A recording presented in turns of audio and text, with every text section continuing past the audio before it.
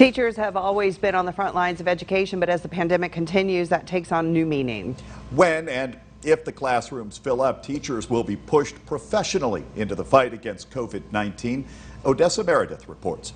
August and September means time to go back to school. As those months approach quickly, teachers know there are a lot of unknowns. Here we are in July 14th, and who knows what it's going to be like at the end of August. In March, COVID-19 forced everyone into virtual learning. For Mr. O'Connor, continuing that defeats why he's been teaching for 17 years now.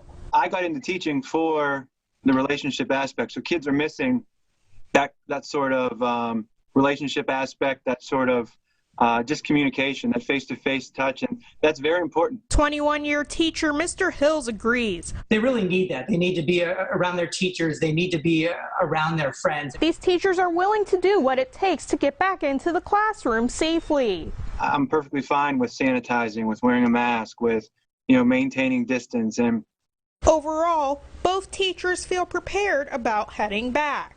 I also think that we're going to be placed in an environment that we will be safe, and I'm looking forward to that. Even though there's a lot that we don't know, we'll handle it all head on together. Odessa Meredith, Jet 24 Action News. Joining us now to talk about what teachers will be dealing with, Rich Askey, the president of the Pennsylvania State Education Association, joining us by Zoom from Harrisburg. Appreciate your time here. Should we be going back to school? I want to start there. Is it safe for the teachers?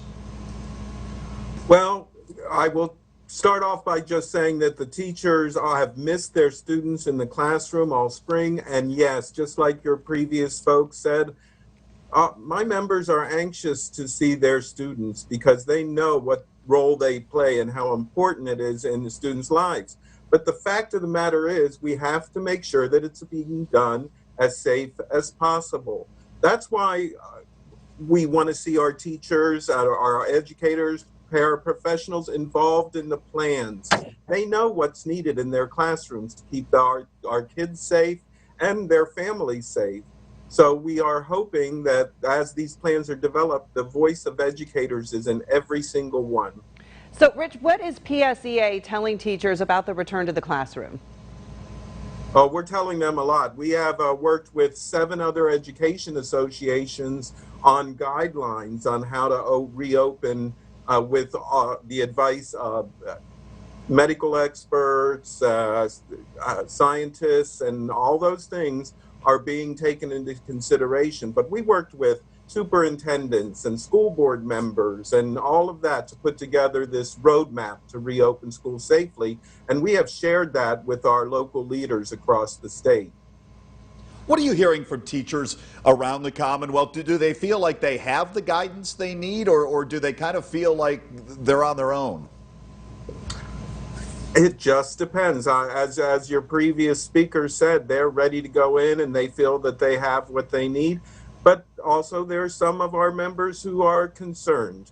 Just like you heard the parents with their concerns, we have members with the same concerns. I think a lot of it depends on what their community looks like with the infection rate right now. Now, are teachers being given the option to opt out and still protect their jobs? And do you think that this should be an option? Oh, it should be an option for those of our educators that are at the high-risk levels. And I understand that that is part of the Erie School District plan, at least the proposed plan. And Erie School District could lead the state in making sure that those who are most vulnerable have an option to do online teaching or some kind of other assignment so that they're in a safer place. Rich Askey, the president of the Pennsylvania State Education Association. From Harrisburg tonight, we appreciate your time, sir. Thank you so much for being part of this.